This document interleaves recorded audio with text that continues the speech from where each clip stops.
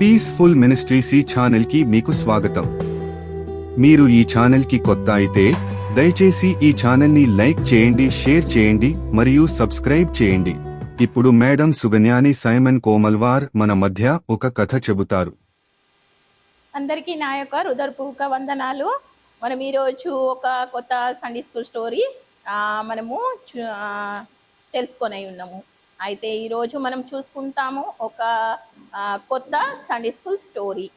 ఎందుకంటే దేవుడు మనందరినీ కాచి కాపాడి మరొక సండే మనకి ఇచ్చినాడు మరొక స్టోరీ చెప్పుకోవడానికి. అందుకే మొట్టమొదటిగా మనం చూసుకుందాము లూకా దాని 16:10 అంటే ఇది ఇక్కడ రెఫరెన్స్ మనం చూసుకుందాము. మిక్కిలి కొంచెములోను నమ్మకంగా ఉన్నవాడు ఎక్కువలోను నమ్మకంగా ఉండును. అంటే మిక్కిలి కొంచెంలోను నమ్మకంగా ఉండువాడు ఎక్కువలోను నమ్మకంగా ఉండును. అంటే మనము కొంచెంలోనే నమ్మకంగా ఉంటే మనము ఎక్కువలో కూడా నమ్మకంగా ఉంటామని ఇక్కడ వాక్యము సెలవిస్తుంది. అయితే నేను చెప్పనైన స్టోరీ కూడా దీనిపైనే ఆధారపడి ఉంది. అంటే దేవుడు ఈ లోకంలో ఉన్నప్పుడు ఎలా ఉదాహరణల ద్వారా ఇంకా దృష్టాంతాల ద్వారా దేవుడు మనకు ఎన్నో వాక్యాలు చెప్పినాడు. అయితే నేను కూడా అలాగనే చిన్న ఉదాహరణ చెప్పి తర్వాత నేను స్టోరీ స్టార్ట్ చేస్తాను. అంటే ఒక ఓల్డ్ మ్యాన్ ఉన్నాడు అన్నమాట. ఆ ఓల్డ్ మ్యాన్ ఏం చేస్తున్నాడంటే ఆయన ఒక 3 మూటలు క్యారీ చేస్తున్నాడు.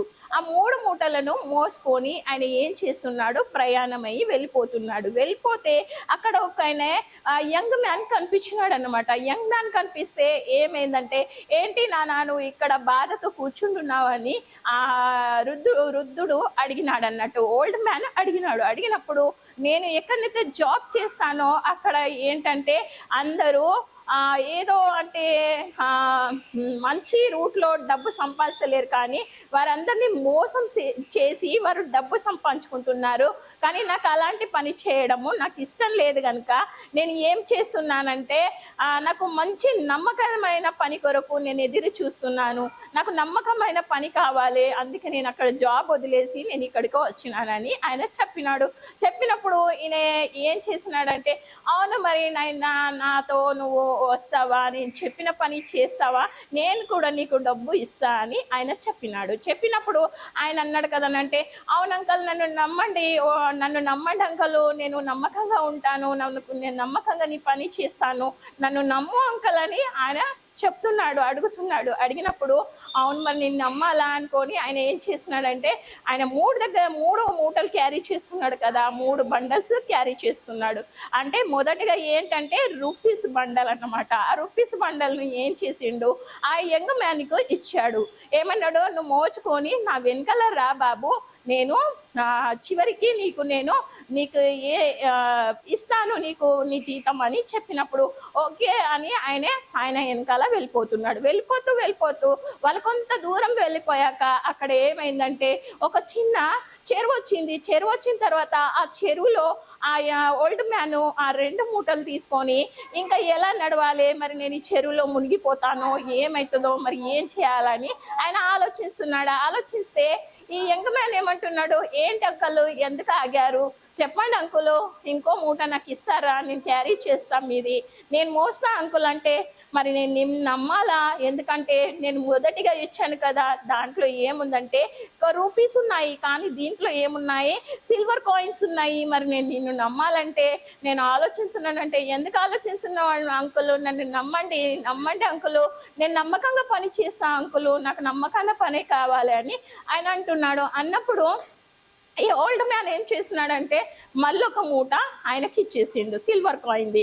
ఇచ్చేసినాక మళ్ళీ వాళ్ళు నడుస్తూ ముందుకు వెళ్ళిపోగా మళ్ళీ ఇంకా కొంత దూరం పోయేసరికి ఏమైందంటే ఒక కొండ వచ్చేసింది. అక్కడ కొండ వచ్చేసరికి ఆ ఓల్డ్ మ్యాన్కు ఆ కొండ ఎక్కడము కష్టం కదా, అస్సలే ఓల్డ్ మ్యాను మరి ఆయనకు ఇంకా బరువు పట్టుకొని ఆ కొండ ఎక్కాలంటే ఆయన కావట్లేదు. అయితే ఆయన మళ్ళీ చూసేసరికి ఈ యంగ్ మ్యాన్ ఏమంటున్నాడంటే, ఏంటి అంకల్ నేను ఆ 3 మూట కూడా నేను క్యారీ చేస్తాను, నాకు ఇవ్వండి అంకల్, నన్ను నమ్మండి అంకల్ అంటే ఆ ఓల్డ్ మ్యాన్ ఏమంటున్నాడు, నేను మొదటిగా నీకు ఇచ్చాను రూపీస్ది, రూపీస్ ఉన్నాయి అందులో, నేను సెకండ్గా ఇచ్చాను దాంట్లో సిల్వర్ కాయిన్స్ ఉన్నాయి, మరి థర్డ్గా నేను ఇస్తున్నాను ఇందులో ఏమున్నాయంటే గోల్డ్ కాయిన్స్ ఉన్నాయి, మరి ఇవి చాలా ఫ్రెషియస్ కదా, చాలా విలువైనవి కదా, మరి నీకు నేను ఇవ్వాలంటే ఇవ్వాలా దాన్ని ఆలోచిస్తున్నానంటే, ఎందుకు ఆలోచిస్తున్నావు అంకల్, నాకు ఇచ్చే అంకల్, నేను మోసుకెళ్తాను, నన్ను నమ్మండి అంకల్, నేను నీకు నమ్మకంగా ఉంటా అని ఆయనే అలా మాటిచ్చాడు. మాటిచ్చిన తర్వాత ఈ ఓల్డ్ మ్యాన్ ఏం చేసిండు, ఒకటి 3 మూటలు కూడా ఆయనకే ఇచ్చేసాడు కదా, రూపీస్ బండలు ఇచ్చేసాడు. మరి రెండోదిగా ఏం చేసిండు, సిల్వర్ కాయిన్స్ కూడా మూట ఇచ్చేసాడు. మరి మళ్ళీ థర్డ్గా ఏం చేశాడు, ఆ గోల్డ్ కాయిన్ది కూడా మూట ఆయనకి ఇచ్చేసాడు. ఇచ్చేసేసరికి ఆయన ఇక ముందుకు వెళ్ళిపోతున్నాడు. ఆ ఓల్డ్ మ్యాన్ ముందుకు వెళ్ళిపోతే ఈ యంగ్ మ్యాన్ ఏమనుకుంటున్నాడంటే, నేను అస్సలే పని పాట లేదు, నేను పని చేస్తలేను, డబ్బు తెస్తలేననే నా వైఫ్ నన్ను గల్బిల్ చేస్తుంది, నన్ను పరేషాన్ చేస్తుంది, మరి నేను ఏం చేయాలి ఇప్పుడు, నేను ఇవన్నీ పట్టుకొని పారిపోయిందనుకో, నాకు ఎంత సిల్వరు గోల్డ్ ఇవన్నీ ఉన్నాయి కదా, నేను కొన్ని రోజులు పని చేయకుండా కూడా నేను రాజులాగా బ్రతకచ్చు, రాజులాగా నేను క్రౌన్ పెట్టుకోవచ్చు, నేను ఛాన్స్ వేసుకోవచ్చు, నేను ఈ కార్లో తిరగచ్చు, నేను మంచి లగ్జరీ లైఫ్ బతకచ్చు, ఏంటి అసలు నేను ఇక్కడ నుండి పారిపోతా అని ఆయన ఏం చేసిండు, 3 బండలు తీసుకొని ఆయన పారిపోయినాడు. పారిపోతే ఈ ఓల్డ్ మ్యాన్ ఏమంటున్నాడు, ఎక్కడికి పోతున్నావు,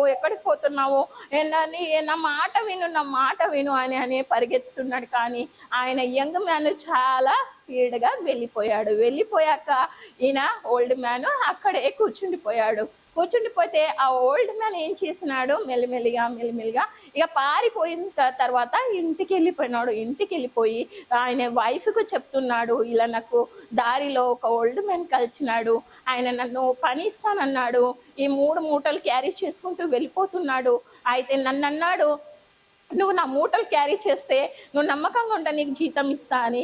కానీ నేను ఆయనకు నమ్మకంగా ఉంటా అని చెప్పాను, కానీ నేను ఆయన 3 బ్యాగ్స్ తీసుకొని బండల్స్ తీసుకొని నేను పారిపోయినాను అంటే, అవునా పర్లేదు ఏం కాదు తీయండి మరి ఎంత అని, ఈ బ్యాగులు తొందర తీయండి మరి ఏముందో చూద్దామంటే, అందులో ఏముందంటే లాస్ట్కు అంటే రూపీస్ లాంటి మట్టి ముద్దలు ఉన్నాయి, మళ్ళా సిల్వర్ కాయిన్ లాంటివే వైట్యే ఏమున్నాయంటే అక్కడ కూడా మట్టి ముద్దలు ఉన్నాయి, మళ్ళీ గోల్డ్ కాయిన్స్ లాంటివి గోల్డ్ అవి కూడా ఏమున్నాయంటే అక్కడ అవి కూడా గోల్డ్ కాయిన్స్ మట్టి ముద్దలు ఉన్నాయి. అరే నేను ఎంత మోసపోయాను, నేను ఎంత నమ్మకంగా ఉంటానన్నాను, చివరి వరకు నేను అంత దూరం కూడా వెళ్ళిపోయాను, నేను చివరికి నేను ఇక్కడికి పారిపోయి వచ్చాను, నేను ఎంత మోసం చేశాను, నేను ఎంత పడిపోయినాను, సాతాను నన్ను ఎంత పడగొట్టింది, నేను ఎందుకు ఇలా చేశానని ఆయన అనుకొని మళ్ళీ ఇంకా కొంచెము లోపలికి చేపెట్టి చూస్తే అందులో ఒక లెటర్ ఉంది. ఆ లెటర్లో ఏం రాసిందంటే, రాజుకు మంచి నమ్మకమైన వ్యక్తి కొరకు రాజు ఆయన బయలుదేరినాడు, ఆయన నమ్మకంగా ఉన్న వారికి ఆయన ఏం చేస్తాడంటే ఆయన రాజకోటలో మంచి ట్రెజరర్ జాబ్ ఇస్తాడు, ఇంకా ఆయన మంచి క్యాషియర్గా పెట్టుకోవాలని ఆశపడుతున్నాడు, నమ్మకమైన వ్యక్తిని ఎంకలాడడానికి రాజు ఈరోజు బయలుదేరినాడు, ఆయనకు నమ్మకంగా ఎవరైతే ఉంటారో వారికి ఆయన ట్రెజరర్ జాబ్ ఇస్తాడు, ఆయన నమ్మకంగా ఉన్న వారికి క్యాషియర్ జాబ్ ఇచ్చి ఆయన దగ్గర పెట్టుకుంటానని ఆశపడ్డాడు. ఆయన ఎవరో కాదు, ఆయన రాజు అని రాసినప్పుడు, రాజు నాకు ఇంత మంచి పోస్ట్ ఇవ్వాలనుకుంటే, ఇంత మంచి నాకు మంచి ఆఫర్ ఇస్తే, నేను ఇంత మంచి ఆఫర్కు నేను చివరి క్షణంలో నేను ఏం చేశాను, నమ్మకంగా ఉండలేకపోయాను కదా, నన్ను సాతాను ఎంత పని చేసింది, నేను సాతానికి లొంగిపోయాను, ఇంత మంచి జాబ్ నా చేత పోలిపోయింది అని ఆయనే ఏమనుకుంటున్నాడు, ఇక చాలా పశ్చాత్తాప పడుతున్నాడు. అలాగనే మనం కూడా జీవితంలో కొంతకాలము మనము విశ్వాసంగా ఉంటాము, ఇంకా కొంతకాలము విశ్వాసంగా ఉంటాము, దేవుడు ఏమన్నాడు, ఇదిగో నేను త్వరగా రానై ఉన్నాను అని చెప్పి వెళ్ళిపోయినాడు. ఆయన త్వరగా రానై ఉన్నాడంటే ఆయన రెండో రాకడలా ఆయన ఖచ్చితంగా వస్తాడు. ఆయన కూడా మనకు ఇలాగనే చెప్పిపోయినాడు, మీరు నా నీతిని నా రాజ్యాన్ని వెతుకుడి, మీ తర్వాత మీకు సమస్తము ఈ లోకంలో ఉన్న వాటిని నేను ఇస్తానన్నాడు కదా. కానీ మనం కూడా ఏం చేస్తున్నాము, ఆయన మనకు అప్పచెప్పిన పనిని ఆయన ఒకసారి సంవత్సరము, 2 సంవత్సరాలు, 3 సంవత్సరాలు గడిస్తే యేసయ్య వస్తాడో లేదో నేను ఎందుకు నమ్మకంగా ఉండాలని మనం చివరి క్షణంలో కూడా మనం విశ్వాసాన్ని మనము కోల్పోతున్నాము. అందుకే మనము చివరి క్షణంలో మనము మన విశ్వాసాన్ని కోల్పోక మనం అంతము వరకు జయించి వానికి నేను జీవ కిరీటం ఇచ్చేదనని యేసయ్య మాటలు పలుకుతున్నాడు. అంటే ఆయన ఏదైనా కూడా ఒక మాట చెప్పినాడంటే, ఒక వాక్యము ఇక్కడ రాయబడి ఉందంటే సున్నైనను పుల్లైనను అందులో నుండి ఒక్క మాట కూడా తప్పిపోదు. అందుకే మనము చూసుకుంటే బైబిల్ గ్రంథంలో కూడా దీనికి బైబిల్ గ్రంథంలో కూడా ఒక స్టోరీ నాకు గుర్తుకొస్తుంది. ఏంటంటే దానియేలు గారు కూడా ఉన్నారు కదా. అప్పుడు ఏం జరిగింది, దానియేలు అక్కడ ఉన్నప్పుడు నబుకద్నెజర్ రాజు ఉండేవాడు. ఆ రాజు ఏం చేసినాడంటే అంటే యెరూషలేము నుంచి వెళ్ళి మంచి బుద్ధిమంతులను, బుద్ధి కలిగిన వారిని నా దగ్గరికి తీసుకురండి. వాళ్ళు చాలా అందంగా ఉండాలి, బుద్ధి కలిగి ఉండాలి, వాళ్ళు బలంగా ఉండాలి, వారు ఎంత మంచిగా ఉండాలంటే వారి ఒంటి పైన ఒక్క మరక కూడా ఉండకూడదు, ఒక గీత కూడా ఉండకూడదని ఆయన చెప్పినప్పుడు, మంచి మంచి బుద్ధిమంతులను కావాలన్నప్పుడు, మంచి బలవంతులు, బుద్ధి కలిగిన వారు, మంచి జ్ఞానం కలిగిన వారు నాకు కావాలి అని అన్నప్పుడు వీళ్ళు ఏం చేసినారంటే ఆ యెరూషలేము నుంచి వెళ్ళి నబుకద్నెజర్ రాజు దగ్గరికి దానియేలును పంపినారు. దానియేలుతోనే ఇంకా 3 వ్యక్తులను కూడా వెళ్ళిపోయినారు. వారు ఎవరంటే దానియేలు, ఇంకా హనన్య, మిషాయేలు, అజర్యా, వీళ్ళు వెళ్ళినారు. వాళ్ళు 4 ఉన్నారన్నమాట. అక్కడ 4 ఉంటే అక్కడ ఉన్నప్పుడు ఏం చేసినారు, వాళ్ళు అక్కడ వెళ్ళాక వాళ్ళ భాష నేర్పించినారు, వాళ్ళ వస్త్రాలు మార్చినారు, వాళ్ళ భాషను అక్కడ భాష ఏదైతే నబుకద్నెజర్ది భాష ఉందో ఆ భాష నేర్పించినారు. అక్కడిదే వారికి చదువు నేర్పినారు, వారికి అక్కడే జ్ఞానం ఇచ్చినారు. అక్కడ ఎలాగ ఉండాలో, ఎలాగ వేసుకోవాలో, ఎలాగ ఉండాలో, ఏం తినాలో, ఏం తాగాలో అన్ని అక్కడి అనుసారంగానే మనము వాళ్ళను ఉంచాలని అన్ని చేస్తున్నారు. చేస్తే ఆయన ఏమనుకున్నాడు దానియేలు, నేను యెరూషలేములో ఉన్నాను, నేను బెబిలోనులో ఉన్నాను, నేను దేవునికి మాత్రము నమ్మకంగా ఉంటాను. ఎందుకంటే దేవుడు నా దేవుని పక్షాన నేను ఎప్పుడు కూడా మోసం చేయను. ఎందుకంటే దేవునికి నేను నమ్మకంగా ఉండాలని అనుకొని ఆయన ఏం చేసినాడు, అక్కడ అపవిత్రమైన తినడానికి ఇచ్చినారు. వాళ్ళకు అపవిత్రమైన తినడానికి ఇస్తే ఆయన ఏం చేసినాడంటే ఆ అపవిత్రమైన వాటిని ఆయన తినలేడు, తీసుకోలేడు.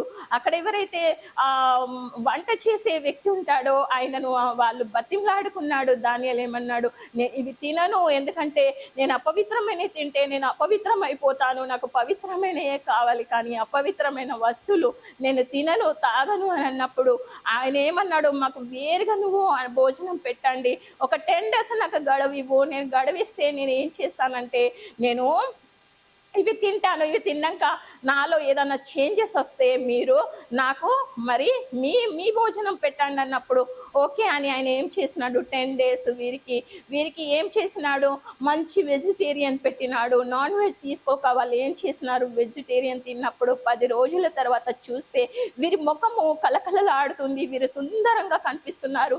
వీళ్ళ ముఖంలో వారి ముఖంకు వీరి ముఖంకు ఎంతో తేడా కనిపిస్తుంది. అప్పుడు ఆయన ఎవరైతే వంట చేసితేనే ఉన్నాడో, భోజనం పెట్టే ఆయన అంటున్నాడు, అవును మీరే చాలా బాగా కనిపిస్తున్నారని ఆయన అన్నాడు.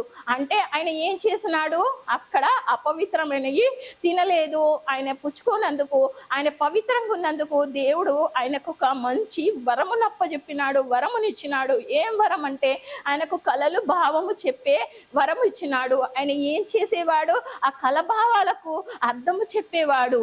అంత మంచి జ్ఞానము దేవుడు ఏం చేసినాడు, దానియేలుకి ఇచ్చినాడు. దానియేలు 3 సార్లు ఆయన యెరూషలేము వైపు కిటికీలు తెరిచి ప్రార్థన చేస్తూ ఆయన దినంలో 3 సార్లు ఆయన ప్రార్థన చేసుకునేవాడు. దేవునికి నమ్మకంగా ఉండే వ్యక్తి. ఆయన ఎంత నమ్మకంగా ఉన్నాడో ఆయన నమ్మకానికి దేవుడు ఏం ప్రతిఫలం ఇచ్చినాడంటే ఆయనకు కలభావము చెప్పే వరం ఇచ్చినాడు. అంటే ఆయన నమ్మకంగా ఉన్నాడు కాబట్టి వాటిని ఆయనకు కలభావము, దర్శనమును, వాటికి అర్థాలు చెప్పే టాలెంట్స్ ఇచ్చినాడు. మరి మనము కూడా దేవునికి నమ్మకంగా ఉంటే మనకు కూడా ఎన్నో టాలెంట్స్ దేవుడు ఇస్తాడు. ఎన్నో మంచి మనకు జ్ఞానం ఇస్తాడు, బుద్ధిని ఇస్తాడు, జ్ఞానంతో మనల్ని నడుపుతాడు. మనకు ఆయన ఏమంటున్నాడు ఆయన వాక్యంలో, మీకు ఎవరికైనా జ్ఞానము కొదువుగా ఉన్న ఎడల మీరు నన్ను అడుగుడి నేను ఇస్తా అంటున్నాడు. అంటే మనము జ్ఞానమును, బుద్ధిని మనం అడిగినప్పుడు ఆయన ఏం చేస్తాడో మనకు సమస్తం ఇస్తాడు కదా. మనం మొదటిగానే చూసుకున్నాం కదా, ఏముంది వాక్యము, మిక్కిలి కొంచెములోను నమ్మకంగా ఉన్నవాడు ఎక్కువలో కూడా నమ్మకంగా ఉండును. అంటే ఆయన కొంచెంలోనే నమ్మకంగా ఉన్నాడు కాబట్టి ఆయనకు ఎంత గొప్ప గొప్ప గొప్ప గొప్ప గొప్ప గొప్ప వరాలు ఇచ్చి ఆయనను దేవుడు అభిషేకించినాడు, దేవుడు ఆశీర్వాదం ఇచ్చినాడు. అందుకే మనము కూడా మన జీవితంలో దేవునికి నమ్మకంగా ఉంటే, మనము దేవునికి నమ్మకంగా ఉంటే దేవుడు కూడా మనకు గొప్ప గొప్ప వరాలు ఇస్తాడు, గొప్ప గొప్ప ఆశీర్వాదాలు ఇస్తాడు. దేవుని కృప ద్వారా మనల్ని ఎంతగానో కాచి కాపాడుతాడు. అందుకే మనము కూడా ఈ స్టోరీ ద్వారా ఏం తెలుసుకోవాలంటే, ఆయన ఏం చేసినాడు, ఇంకా అక్కడ వారి పేర్లు కూడా మార్చినాడు. వాళ్ళ పేర్లు మార్చి, వాళ్ళ అన్ని మార్చి, వాళ్ళని ఏ విధంగా చేసినా కూడా వాళ్ళు దేవునికి మాత్రము వ్యతిరేకంగా లేరు. వాళ్ళు ఎక్కడ ఉన్నను, వాళ్ళు బబులోన్లో ఉన్నను, యెరూషలేంలో ఉన్నను, వాళ్ళు ఏం చేసినారు, దేవునికే నమ్మకంగా ఉన్నారు. అందుకే మనం కూడా మన మమ్మీ డాడీ ఇటు అటు వెళ్ళిపోతే మనం ఏమనుకుంటాము, ఇప్పుడు మా మమ్మీ లేదు, మా డాడీ లేదు, నేను బ్యాడ్ వీడియోస్ చూస్తాను, నేను బ్యాడ్ మాటలు మాట్లాడతాను, నేను ఏదన్నా చేస్తాం మా మమ్మీకి తెలియదని. కానీ మనం ఎప్పుడు అలా అనుకోకూడదు. ఎవరు చూడకున్నా మన ప్రభువు మనల్ని చూస్తున్నాడు. ఆయన మనకు ప్రతిఫలం ఇస్తాడు. ఎందుకంటే మమ్మీ కొంతసేపు చూస్తలేదు కావచ్చు, డాడీ కొంతసేపు చూస్తలేడు కావచ్చు, కానీ దేవుడు అనుక్షణము మనల్ని చూస్తున్నాడు. ఆయన మన ప్రతిఫలము ఇస్తాడు. ఎందుకంటే దానియేలు ఎంత నమ్మకంగా ఉన్నాడో, ఆయన నమ్మకానికి ఏం చేసినాడు, ఆయన కలలు భావాలు చెప్పే టాలెంట్స్ ఇచ్చినాడు కదా. ఆ విధంగానే దేవుడు కూడా మనకు ఎన్నో ఎన్నో వరాలతో నింపి మనల్ని అభిషేకించాలని, ఆశీర్వదించాలని అనుకుంటున్నాడు. అందుకే చిన్నపిల్లలైనా పెద్దవారైనా మనము దేవునికి నమ్మకంగా ఉండి, మనము దేవుళ్ళు నడిచినప్పుడు దేవుడు మన తోడుగా ఉండి మన ప్రతి అవసరంని తీరుస్తాడు. మన ప్రతి ప్రాబ్లంలో కూడా మనం చిక్కుల పడి ఉంటే కూడా చిక్కుల నుండి కూడా ఆయన విడిపించి మనల్ని మంచి దారికి తీసుకొస్తాడు. అందుకే ఈ స్టోరీ ద్వారా మీరు చాలా నేర్చుకున్నారని నేను అనుకుంటున్నాను. దేవుడి కొద్ది స్టోరీని దీవించి ఆశీర్వదింపచేయను కాక. ఆమేన్. Thank you.